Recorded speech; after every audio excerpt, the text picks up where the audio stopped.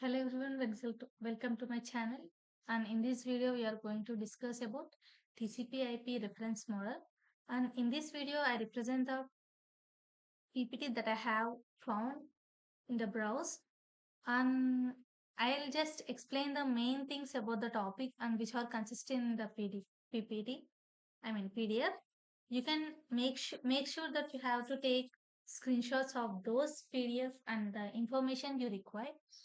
And don't forget to subscribe, like, and share my channel. Let us go. Here the TCP refers to Transmission Control Protocol and IP is Internet Protocol. It has four layers: application layer, transport layer, internet layer, and link layer. And this is the difference between TCP and OSI model. Here in TCP model, application layer means the layers that have been, in TCP layer is the reference of the OSI model. As application layer, presentation layer, and session layer in OSI model are only in the form of application layer, and transport layer as transport layer and network layer as named as internet layer, and combination of data link layer and presentation layer as link layer. These are the functionalities, that means the protocols that have been used in different and various layers in the TCP model. Here are the points about the TCP and make sure to take the screenshot of those. And here TCP and IP model was developed prior the OSI model. That means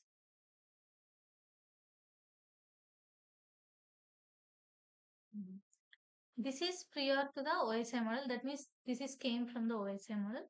And TCP IP model is not exactly similar to OSI model. This is from the OSI model but not similar as OSI model. It consists of 5 layers as here, as in the above functions 1 diagram. Here we have 5 parts and we are saying that it has 5 parts, but these combination of 2 is defined as link layer as 1. And the first 4 layer provides standard network and transport functions that corresponding to the first 4 layers of the OSI model, and these 4 layers are represented in TCP/IP model by single layer called application layer. As here combination of different layers are represented as single layer, and that was what we have said in this. And next, the first one is network layer is the lowest part. Make sure to take the screenshot, guys. Network layer is the lowest layer of TCP/IP model, and the network layer is combination of physical and data link layer defined in OSI reference model.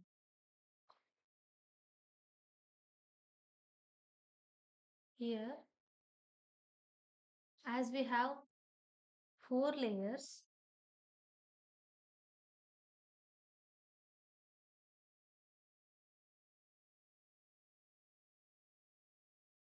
network access layer is the lowest layer of the TCP/IP model, and it is combination of data link and physical layer that are defined in OSI reference model. It defines how data is sent physically through the network. Means the data in, as we know, the data in physical layer in form of bits, means ones and zeros. So that how what we are saying in this, the data should be sent physically through the network. It is responsible for transmission of data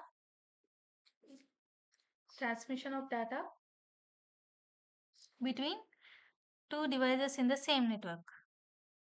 And the functions carried out by these layers encapsulate IP diagram into frames transmitted by the network and mapping of IP addresses into physical address. Next, internet layer. Internet layer is the second one. Means this. This is the internet layer. The second portion. Hmm? Next. Internet layer is second layer of TCP model, and the internet layer is also known as network layer. Means it is responsible of network layer is to send packets from any network and that they arrive destination respective of the routers they take.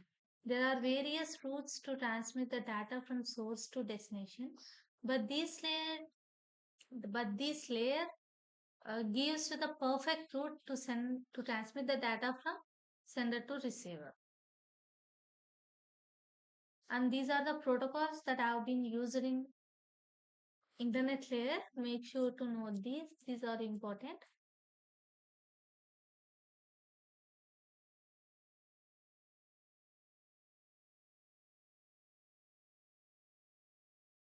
Next, coming to transport layer. Transport layer is responsible for reliability. Remember these points. It is responsible for reliability, flow control, and correction of data which is sent over the network.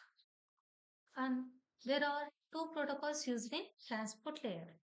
Those are first user datagram protocol. That means UDP and TCP. Here,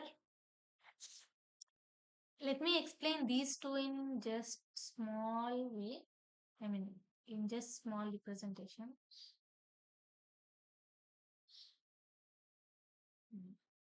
Here, this is sender, and let us consider this is receiver. First, we discuss about the UDP. Just remember one thing about UDP.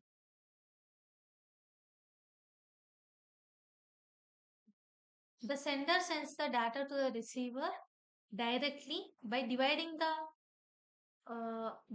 the data into parts. Here it is connectionless service, an unreliable protocol. It just discovers the error but not specify the errors. UDP discovers the error but does not resolve those errors. And here UDP consists of different fields like source port address, destination port address, means the address of source and the address of receiver destination, and the total length, the number of bytes that user datagram in the bytes, and checksum. This is used to detect the error which have occurred. And if we consider to the TCP,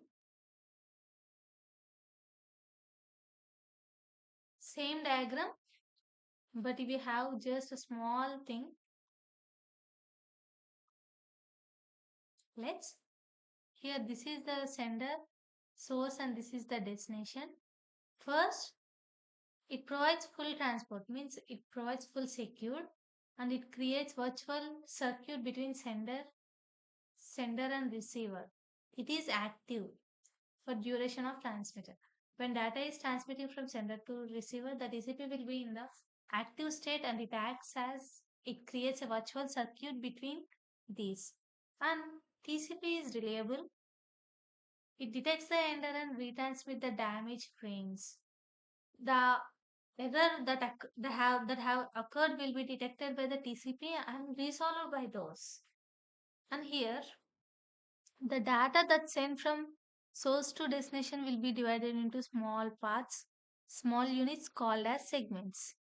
Each segment have its own sequence number, and these sequence number is used to reorder the segments which that received by the receiver. Here at receiver side, TCP collects the segments and reorder them based on sequence number.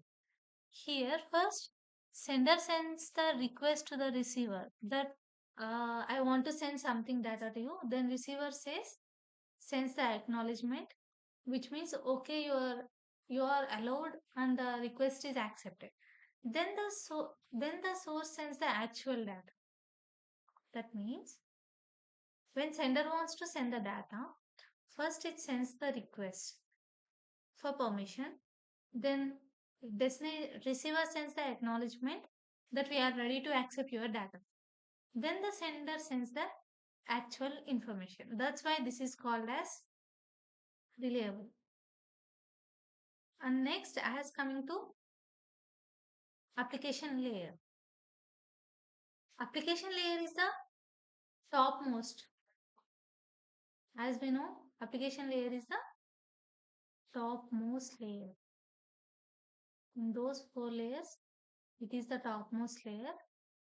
It is responsible for handling high level protocols and issues of representation. As the definition of application layer, an application layer is used to provide services to the user like file sharing, emails, and file accessing. It handle it have responsible for handling high levels protocols and issues of representation. This layer allows the user to interact with application, and this is the layer where interact a user can interact with the application.